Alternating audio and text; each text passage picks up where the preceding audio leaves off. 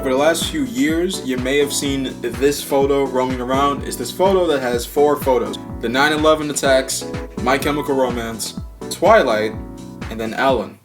Now, what does this all have to do with each other? This is what I like to call the 9/11 to Ellen pipeline. This goes from 2001 to about 2021 to 2, if I remember correctly. And of course, we have to start at 2001. So that brings us to the day, September 11, 2001, where the World Trade Center was struck. That's the beginning part, right? So then the second part comes in because it also goes on the same day. On that day, Gerard Way, of course, My Chemical Romance, is in the Umbrella Academy and heads into Alien, his solo record. He was on the way, I think, to pitch a cartoon, the Cartoon Network at the time, which happened to be in the World Trade Center. As you may know, 9/11 was a day where many celebrities, like, say, Michael Jackson or Seth MacFarlane and stuff like that, all of them had something to do with either the World Trade Center or the plane itself. Gerard happened to be, I believe, on a ferry coming to New York to see it, because again, he lives in Jersey, right?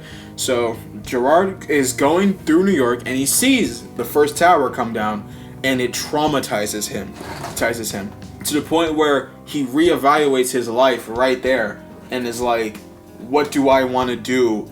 How is life gonna be now after all of this? In that moment, he decided when he got back home that he would write a song about this traumatic experience.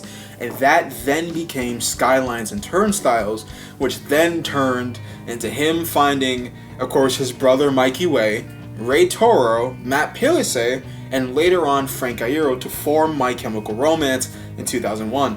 So Skylines and Turnstiles would be a song on their first record. Forget the name of the record, forgive me, but the Bullets album, right?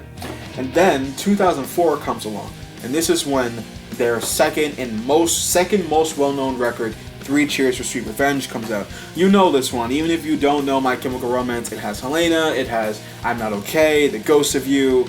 You know what they do to Guys Like Us in Prison, which has that infamous line of, this is about the time I took a ride in a guy's IROC and got totally fucking pregnant, right? This is that record, and that record boosted My Chemical Romance up into the stratosphere. They were the biggest thing from 04 to about 07, right? That's legit how it goes, right? That's how this timeline goes. So, of course, with 2004, 2005 being the big line for MCR, that of course brought them into the circle of stuff like Fall Out Boy and Panic! At the Disco. But then we get to part 3 of our line, right? And 2000, I believe 2004 or 5, whatever year the book come out. But Mormon lady Stephanie Meyer, right? She is a big My Chemical Romance fan. You would not expect that from a Mormon girl, like, at all. Would not expect it, right?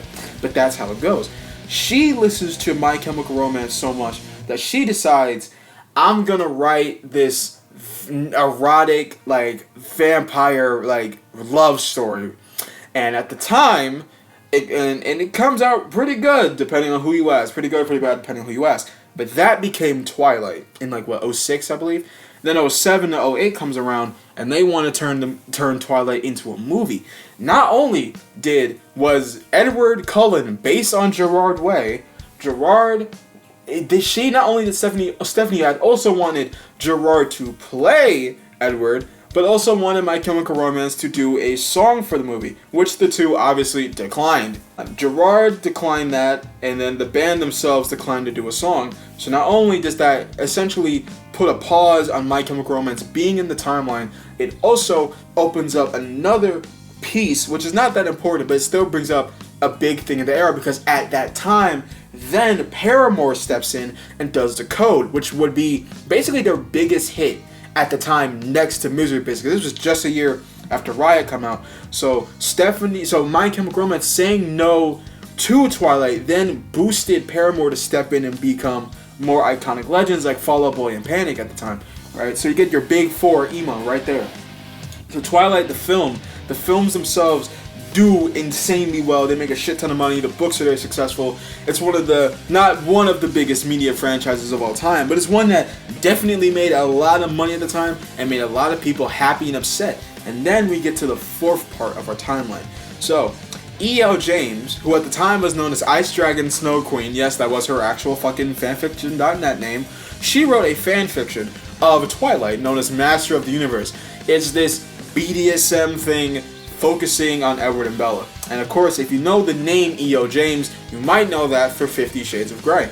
Master of the Universe became 50 Shades of Grey. It is quite literally, if you can still find the original fanfiction on the internet, by the way, you can look. It is legitimately just the fanfic with the names changed, right? And that's been known for years. To this day, it's still known Twilight, that 50 Shades was a Twilight fanfiction. And it gets even deeper than that because at the time of the 2010s, right, actually no, by still the 2000s, Stephenie Meyer was working on a spin-off of the first Twilight book known as Midnight Sun. Now, if you're a big Twilight fan, you already know what this is. But to those that don't, this was the first Twilight book from Edward's point of view, right? You know how in the Breaking Dawn book, it goes to Jacob's point of view for a while, or if you read like a really good fan fiction, at some point it'll switch the two, so you follow. So now instead of you following YN, you're following the other guy's thoughts, you know, shit like that. So at the time, Midnight Sun had gotten like leaked by like I think her publicist or a friend of hers, and so she puts it on hold at the time and kind of scrapped it. Then in the 2010s, Stephenie was like, okay, I'm gonna kind of gear up to doing it again. This will be good. But at the time, and I know for a fact she definitely fucking saw that because she's, again, a big fan of Twilight, E.O. James decided to then make a whole series of books of 50 Shades from the Edward counterpart Christian Grey's perspective. How E.O. James has gotten away with this legally for so long is beyond me, because we all know that 50 Shades is just Twilight for basic bitches, right? Basic bitches, right? Twilight was for the punks, it was for the emos, it was for the weird kids. It's 50 Shades is like for your mom that like is like a wine mom and doesn't get play from dad anymore. You know what I mean? And then that gives us the last few parts. So then 50 Shades becomes its own thing, and now it's like it's a big media thing. It has movies now, the soundtracks are blowing the fuck up. You might know a song from The Weeknd on there and stuff like that. And then that, and of course, in those books, in those movies, star playing the role of the chick, the Bella replacement, was Dakota Fanning. Hey, so future Zoe here. Turns out I'm a fucking dumbass. I meant to say Dakota Johnson the whole time, because of course she is in 50 Shades, but I ended up saying Dakota Fanning the entire time. So just know that it's supposed to be Dakota Johnson, not Dakota Fanning. I must have been in some Mandela Effect universe when I recorded this, I guess, but just keep that in mind. No, Dakota Fanning, kind of a Nepo baby, kind of not. It all depends on who you know the story. But she starts to become kind of a big guest on the Ellen show. Now, Ellen, of course, everyone and their mother knows Ellen DeGeneres, so I should not have to explain to you who that is. But in case you don't, she was a talk show, like, lesbian that was known from the 90s all the way until the 2020s, until the final part of the piece. Now, Dakota Fanning was on the show a lot, like a bunch of times.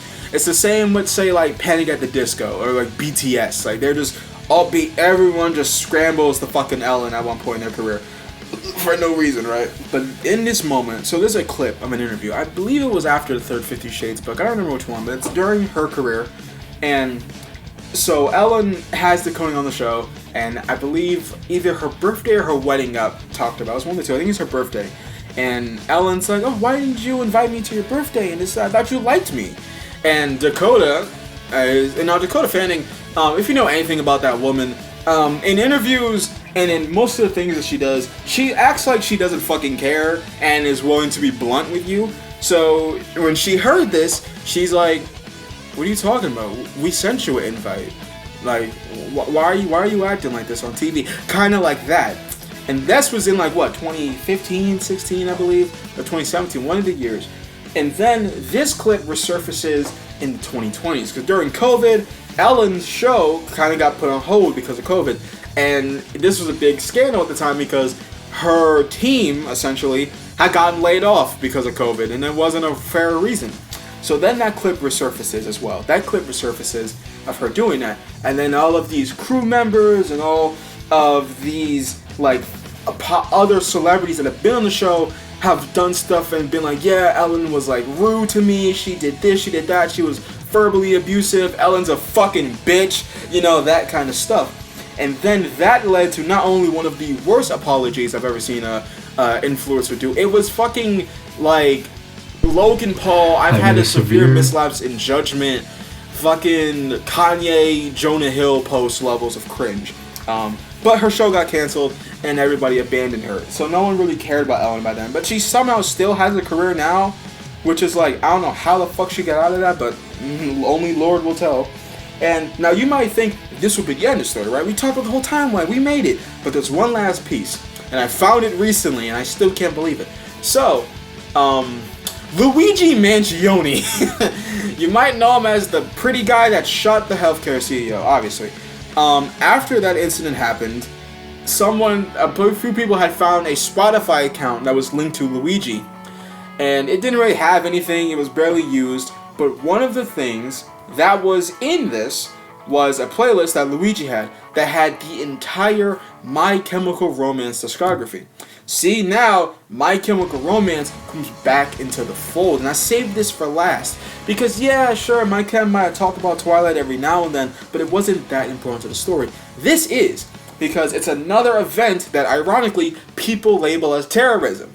The story begins with terrorism, and it ends with terrorism. Because at first, it just went from the towers falling to the end of Ellen, to now Luigi Mangione and the end of a life. That's ironic as fuck.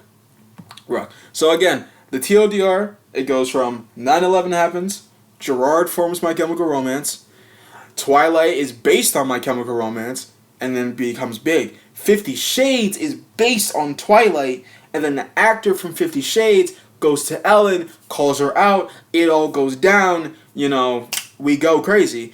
And then now it's Luigi shot man dead, and now the United Healthcare CEO is singing with the Black Parade. That's the entire timeline.